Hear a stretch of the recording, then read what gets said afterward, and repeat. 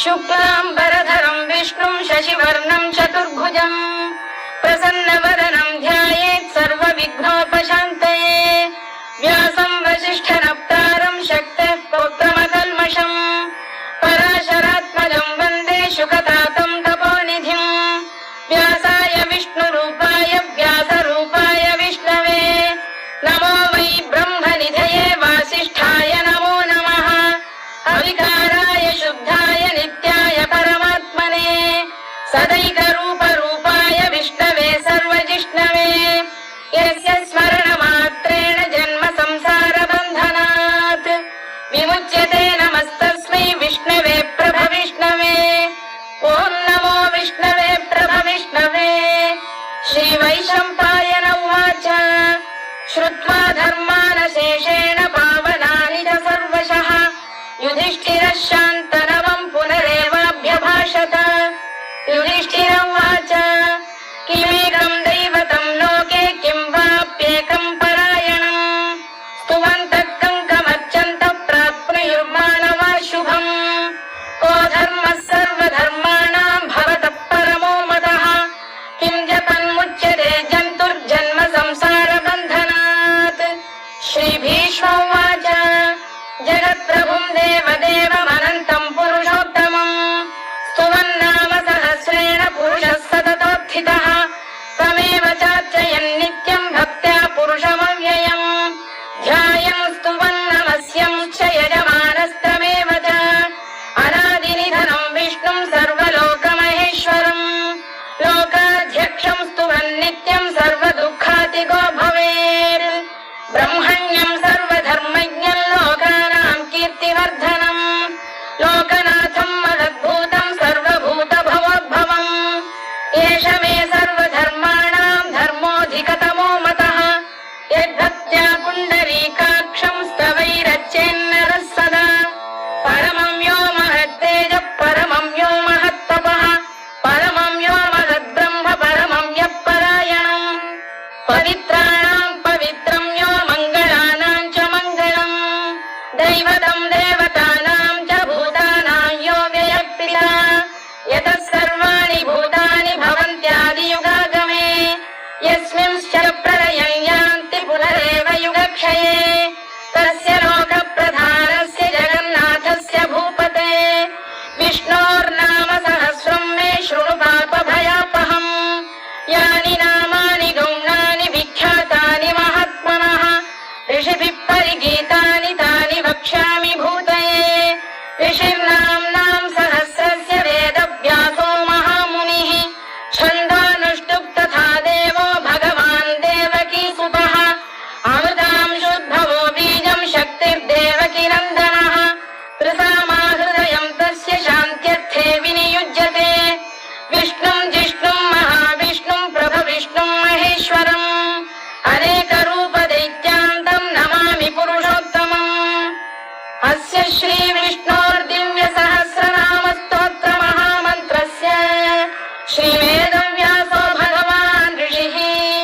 अनुष्टुप्छन्दः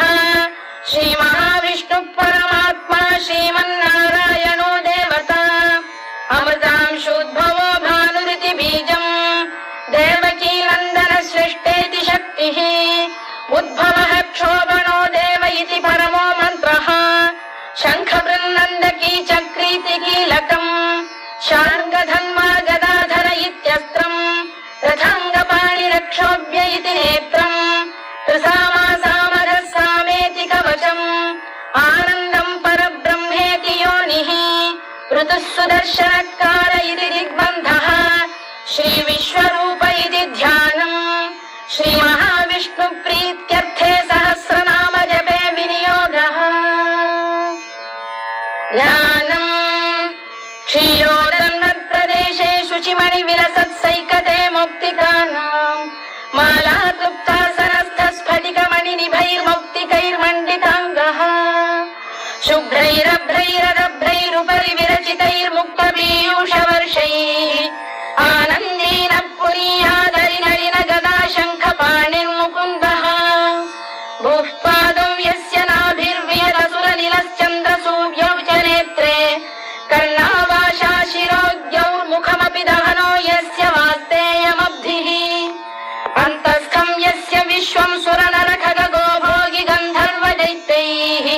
चित्रं रम्यते तं त्रिभुवन वपुषं विष्णुमीशं नमामि। ॐ नमो भगवते वासुदेवाय। शान्ताकारं भुजगशयनं पद्मनाभं सुरेशं विश्वाधारं गगनसदृशं मेघवर्णं शुभाङ्गं लक्ष्मीकान्तं कमलनयनं योगिहृद्ध्यानगम्यं वन्दे विष्णुं भवभयहरं सर्वलोकैकनाथम्। मेघश्यामं पीतकौशेयवासं श्रीवत्साङ्कं कौस्तुभोद्भासिताङ्गम् पुण्योपेतं पुण्डरीकायताक्षं विष्णुं वन्दे सर्वलोकैकनाथम्। नमः समस्तभूतानामादिभूताय भूभृते अनेकरूपरूपाय विष्णवे प्रभविष्णवे सशङ्खचक्रं सकिरीटकुण्डलं सपीतवस्त्रं सरसीरुवेक्षणं सहारवक्षस्थलशोभिकौस्तुभं नमामि विष्णुं शिरसा चतुर्भुजम्। छायायां पारिजातस्य हेमसिंहासनोपरि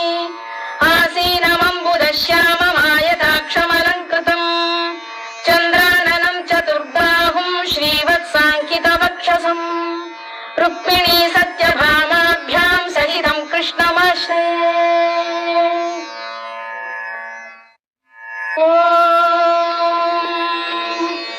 विश्वं विष्णुर्वषत्कारो भूतभव्य भवत्प्रभुः भूतभृद्भावो भूतात्मा भूतभावनः भूतात्मा परमात्मा च मुक्तानां परमागतिः अव्ययः पुरुषः साक्षी क्षेत्रज्ञोऽक्षर एव च योगो योगविदां नेता प्रधानपुरुषेश्वरः नारसिंहवपुः श्रीमान् केशवः पुरुषोत्तमः सर्वः सर्वः शिवस्थाणुर्भूतादिर्निधिरव्ययः सम्भवो भावनो भर्ता प्रभवः प्रभुरीश्वरः स्वयंभूः शम्भुरादित्यः पुष्कराक्षो महास्वनः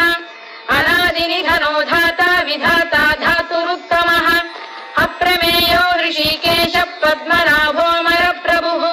विश्वकर्मा मनुस्पष्टा स्थविष्ठस्थविरो ध्रुवः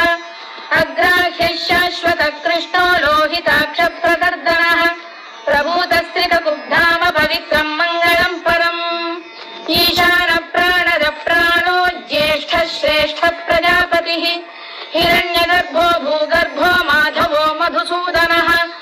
ईश्वरो विक्रमी धन्वी मेधावी विक्रमक्रमः अनुत्तमो दुराधर्षः कृतज्ञः कृतिरात्मवान् सुरेशः शरणं शर्म विश्वरेतः प्रजाभवः अधः संवत्सरो व्यालप्रत्ययः सर्वदर्शनः अजः सर्वेश्वरः सिद्धः सिद्धिः सर्वादिरच्युतः वृषाकपिरमेयात्मा सर्वयोगविनिःसृतः वसुर्वसुमनः सत्यः समात्मा संविदः समः अमोघः पुण्डरीकाक्षो वृषकर्मा वृषाकृतिः रुद्रो बहुशिरा बभ्रुर्विश्वयोनिश्च्युतिश्रवाः अमृतः शाश्वतस्थाणुर्वरारोहो महातपाः सर्वगः सर्वविद्वानुर्विश्वक्सेनो जनार्दनः वेदो वेदविरव्यङ्गो वेदाङ्गो वेदवित्कविः लोकाध्यक्षः सुराध्यक्षो धर्माध्यक्षः कृताकृतः चतुरात्मा चतुर्व्यूहश्चतुर्दंष्टश्चतुर्भुजः भ्राजिष्णुर्भोजनं भोक्ता सहिष्णुर्जगदादिजः अनघो विजयो जेता विश्वयोनिः पुनर्वसुः उपेन्द्रो वामनः प्रांशुरमोघः शुचिरूर्जितः अतीन्द्रः सङ्ग्रहः सर्गो धृतात्मा नियमो यमः वेद्यो वैद्यः सदा योगी वीरः माधवो मधुः अतीन्द्रियो महामायो महोत्साहो महाबलः महाबुद्धिर्महावीर्यो महाशक्तिर्महाद्युतिः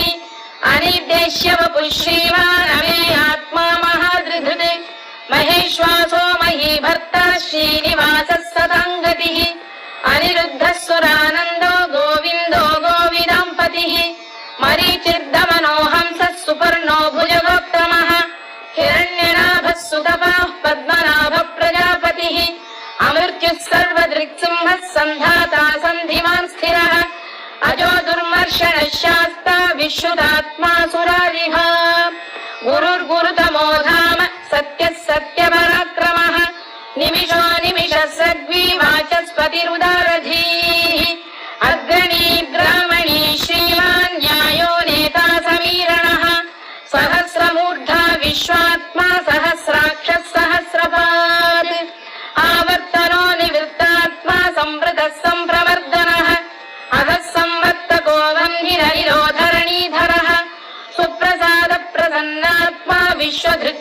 भुग्विभुः सत्कर्ता सत्कृतः साधुर्जन्मर्नारायणो नरः असंख्येयो प्रमेयात्मा विशिष्टः शिष्टकृच्छुचिः सिद्धार्थ सिद्ध संकल्प सिद्धिदः सिद्धिसाधनः वृषाही वृषभो विष्णुर्वृषभर्वा वृषोदरः वर्धनो वर्धमानश्च विविक्तः श्रुतिसागरः सुभुजो दुर्धरो वाग्मी महेन्द्रो वसुदो वसुः नैकरूपो बृहद्रूपः शिपिविष्टप्रकाशनः ओजस्तेजोऽब्जुदिनरः प्रकाशात्मा प्रतापनः वृद्धस्पष्टाक्षरो मन्त्रश्चन्द्रांशुर्भास्करद्युतिः अमृतांशुद्भवो भानुः शशबिन्दुः सुरेश्वरः औषधम् जगतः सेतुः सत्यधर्मपराक्रमः भूतभव्यभवन्नाथः पवनः पावनो नरः कामः कामकृत्कान्तः कामः कामप्रदः प्रभुः युगादिकृद्युगावर्तो नैकमायो महाशनः अदृश्यो व्यक्तरूपश्च सहस्रजिदनन्तजित् इष्टो विशिष्टः शिष्टेष्टः शिखण्डी नभुषो वृषः क्रोधः क्रोधकृत्कर्ता विश्वबाहुर्महीधरः अच्युतः प्रतिथः प्राणदो वासवानुजः अपां निधिरधिष्ठानमप्रमत्तः प्रतिष्ठितः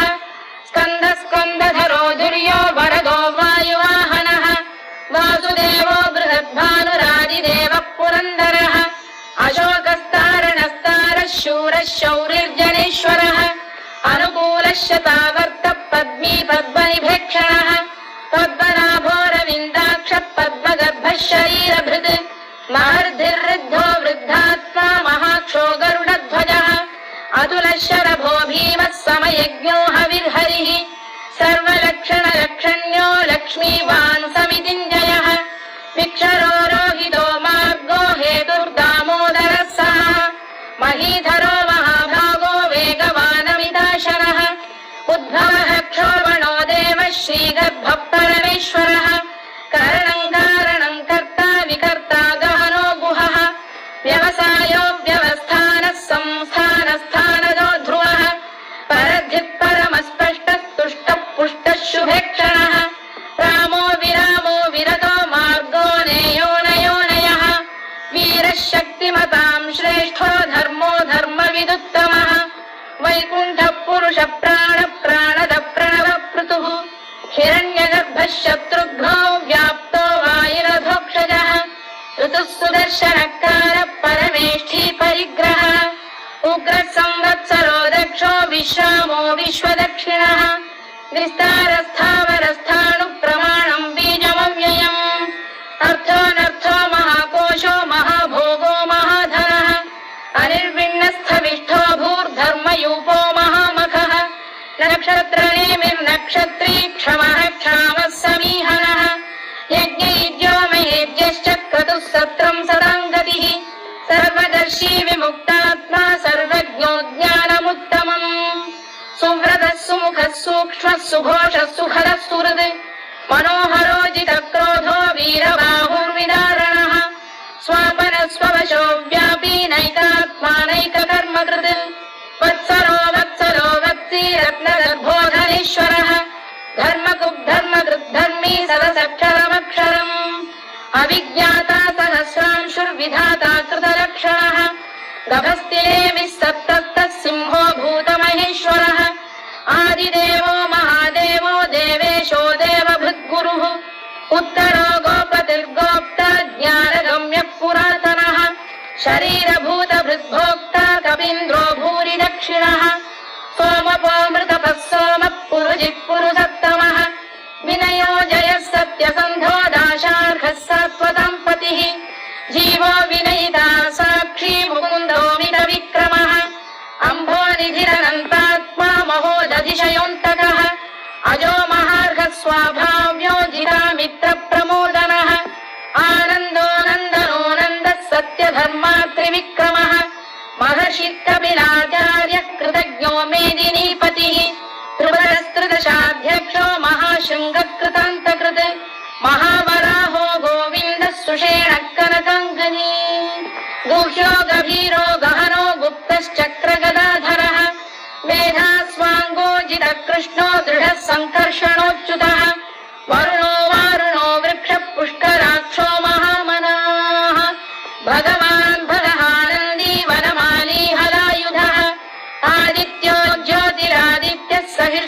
श्रीपतिसप्तमः सुधन्वाखण्ड परशुर्दारुणोद्रविणप्रदः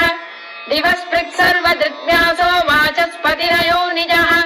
त्रिसामासामगः साम निर्वाणम् भेषजम् भिषज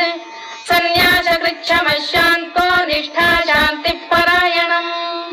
शुभाङ्गः शान्तिदः स्रष्टा कुमुदः कुवलेशयः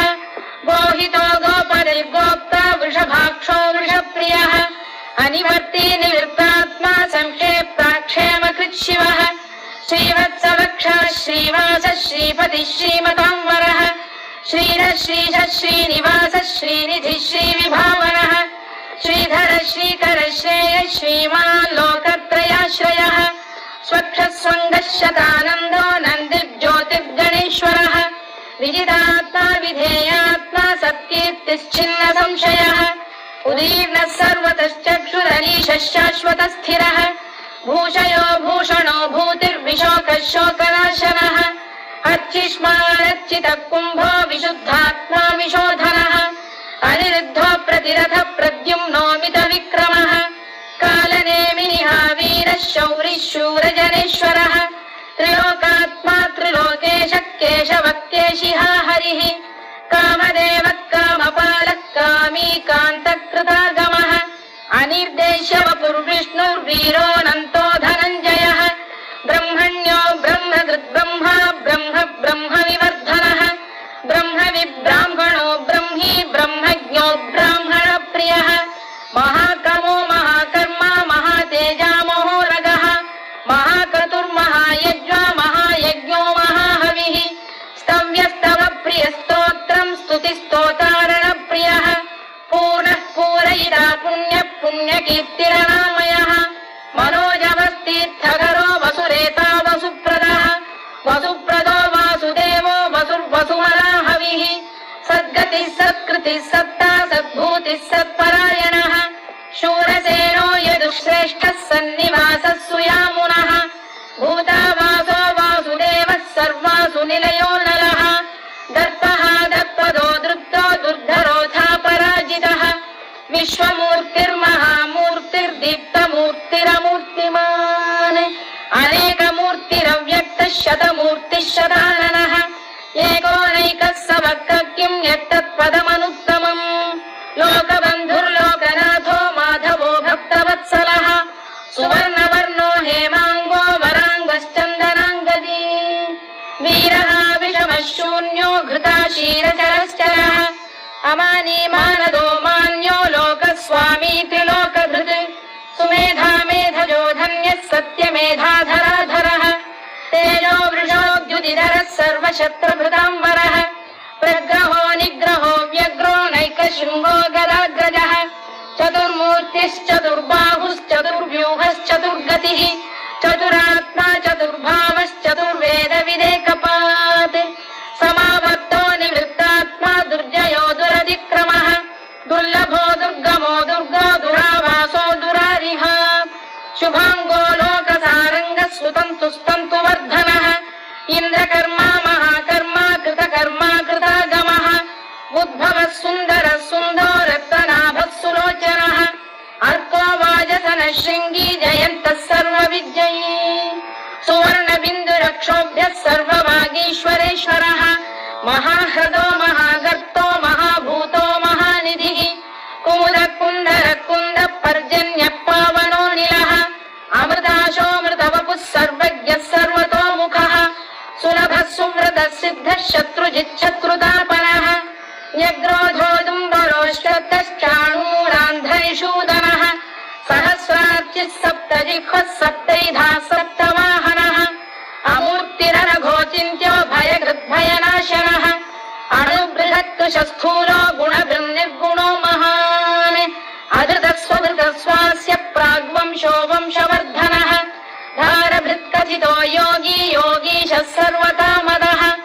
आश्रमश्रमणः क्षामः सुपर्णो वायुवाहनः धनुर्धरो धनुर्वेदो दण्डो दमयिता दमः अपराजितः सर्वसहो नियन्ता नियमो यमः सत्त्ववान् सात्विकः सत्यः सत्यधर्मपरायणः अभिप्रायप्रियार्गोरप्रियकृत्प्रीतिवर्धनः विहाय सगतिर्ज्योतिः सुरुचिर्पुतभुग्विभुः रविर्विरोचनः सूर्यः सविता रविलोचनः अनन्तो हुतभुग्भोक्ता सुखदो नैकजोऽग्रजः अनिर्विण्णः सदामर्षि लोकाधिष्ठानमद्भुतः सनातनतमः कपिलः कपिरव्ययः स्वस्तिदः स्वस्तिकृत् स्वस्ति स्वस्ति भुक् स्वस्ति दक्षिणः आरुद्रः कुण्डली चक्री विक्रम्यूर्जितशासनः शब्दातिगः शब्दसः शिशिरः शर्वरीकरः अक्रूरपेशलो दक्षो दक्षिणः क्षमिणां वरः विद्वत्तमो वीतभयः पुण्यश्रवणकीर्तनः उत्तारणो दुष्कृतिः पुण्यो दुःस्वप्रनाशनः वीरः रक्षणः सन्तो जीवनपर्यवस्थितः अनन्तरूपोऽनन्तश्रीर्जितमन्युर्भयापहः चतुरश्रो गभीरात्मा विदिशो व्यादिशो दिशः अनादिर्भूर्भुवो लक्ष्मी सुवीरो रुचिराङ्गदः जननो जनजन्मादिर्भीमो भीमपराक्रमः आधारनिलयो धाता पुष्पहास प्रजागरः ऊर्ध्वगः सत्पथाचार प्राणद प्रणवप्रणः प्रमाणं प्राणनिलय प्राणभृत् प्राणजीवनः तत्त्वं तत्त्वविदेकात्मा जन्म मृत्युजरातिगः भूर्भुवः स्वस्तरुस्तारः सविता प्रपितामहः यज्ञो यज्ञपतिर्यज्वा यज्ञाङ्गो यज्ञवाहनः यज्ञभृद्यज्ञकृद्यज्ञी यज्ञभुग्यज्ञसाधनः यज्ञान्तकृद्यज्ञगुह्यमन्नमन्नाद एव च आत्मयोनिः स्वयं जातो वैखानः सामगायनः देवकीनन्दनः स्रष्टा क्षितीशः पापनाशनः शङ्खबृन्नन्दकी चक्री शार्ङ्गधन्वा गदाधरः तथाङ्गपाणिरक्षोभ्यः सर्वप्रहरणायुधः सर्वप्रहरणायुध ॐ नम इति परमाली गरीशाङ्गी शङ्खी चक्री च नन्दकी श्रीमान् नारायणो विष्णुर्वासुदेवोऽभिरक्षतु वनमाली गरीशाङ्गी शङ्खी चक्री च नन्दकी श्रीमान् नारायणो विष्णुर्वासुदेवोऽभिरक्षतु वनमाली गरीशाङ्गी शङ्खी चक्री च नन्दकी श्रीमान् नारायणो विष्णुर्वासुदेवोऽभिरक्षतु इतीदं कीर्तनीयस्य केशवस्य महात्मनः नाम्नां सहस्रं दिव्यानामशेषेण प्रकीर्तितम् य इदं शृणुयात् नित्यं यश्चापि परिकीर्तयेत् नाशुभं प्राप्नुयात् किञ्चित् सोमुत्रेह च मानवः वेदान्तको ब्राह्मणः स्यात् क्षत्रियो विजयी भवेत् वैश्यो धनसमृद्धः स्यात् क्षुद्रः सुखमवाप्नुयात् धर्मार्थी प्राप्नुयात् धर्ममर्थार्थी चार्थमाप्नुयात् कामानवाप्नुयात् कामी प्रजार्थी चाप्नुयात् प्रजाम् भक्तिमान् यः सदोत्थाय शुचिस्तद्गतमानसः सहस्रं वासुदेवस्य नाम्नामेतत् प्रकीर्तयेत् यशः प्राप्नोति विपुलं याति प्राधान्यमेव च अचलां श्रियमाप्नोति श्रेयः प्राप्नोत्यनुत्तमम् न भयं क्वचिदाप्नोति वीर्यं तेजश्च विन्दति भवत्यरोगोद्युतिमान् बलरूपगुणान्वितः रोगात्तो मुच्यते रोगात् बद्धो मुच्येत बन्धनात् भयान्मुच्येत भीतस्तु मुच्येतापन्न आपदः दुर्गाण्यतितरत्याशु पुरुषः पुरुषोत्तमम् सुवन्नाम सहस्रेण नित्यं भक्तिसमन्वितः वासुदेवाश्रयो मर्त्यो वासुदेवपरायणः सर्वपापविशुद्धात्मा याति ब्रह्म सनातनम् न वासुदेव भक्तानामशुभं विद्यते क्वचित् जन्म मृत्युजरा व्याधि भयं नैवोपजायते इमं स्तवमधीयानः श्रद्धा भक्तिसमन्वितः युज्येतात्मसुखक्षान्ति श्रीधृतिस्मृतिकीर्तिभिः न क्रोधो न च मात्सर्यं न लोभो न शुभामतिः भवन्ति कृतपुण्यानां भक्तानां पुरुषोत्तमे द्यौसचन्द्रार्कनक्षत्राखं दिशो भूर्महोदधिः वासुदेवस्य वीर्येण विधृतानि महात्मनः ससुरासुरगन्धर्वं स यक्षोरगराक्षसम् जगत्पशे वर्ततेदं कृष्णस्य सचराचरम् इन्द्रियाणि मनोबुद्धिः सत्त्वं तेजो बल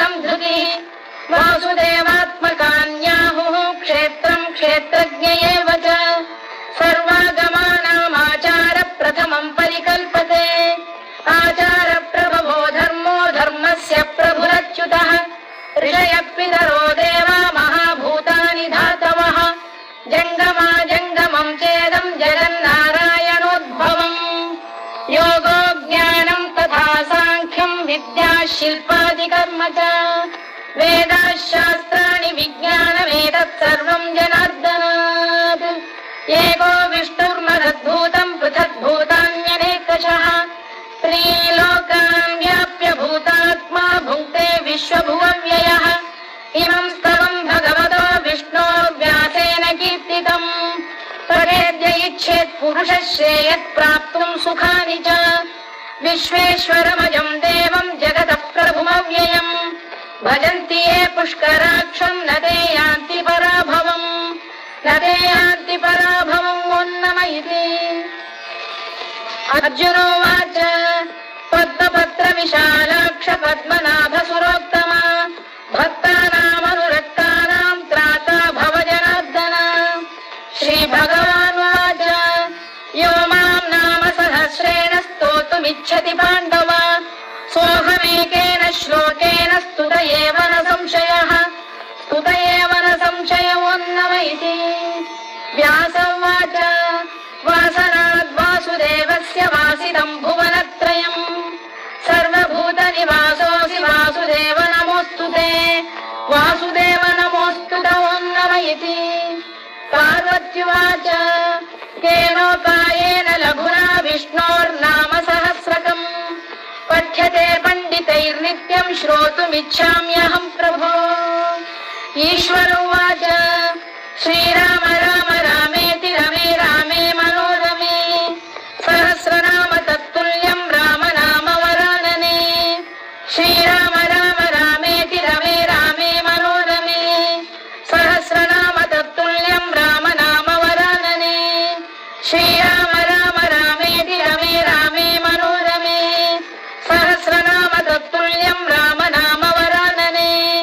राम नाम वराननमोन्नमयति ब्रह्मोवाच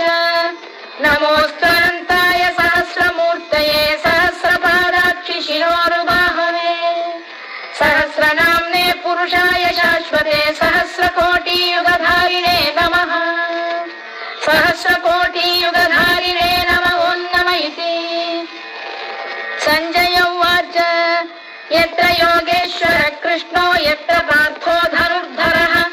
तत्र श्रीविजयो भूतिर्ध्रुवा नीतिर्मतिर्मम श्रीभगवानुवाच अनन्याश्चिन्तयन्तो मां ये जनाः पर्युपासते तेषां नित्याभियुक्तानां योगक्षेमं वहाम्यहम् परित्राणाय साधूनां विनाशाय च दुष्कृताम् धर्म संस्थापनार्थाय सम्भवामि युगे युगे आर्ता विषण्णाः शिथिलाश्च भीता घोरेषु च व्याधिषु वर्तमानाः संकीर्त्य नारायण शब्दमात्रं विमुक्तदुःखाः सुखिनो भवन्तु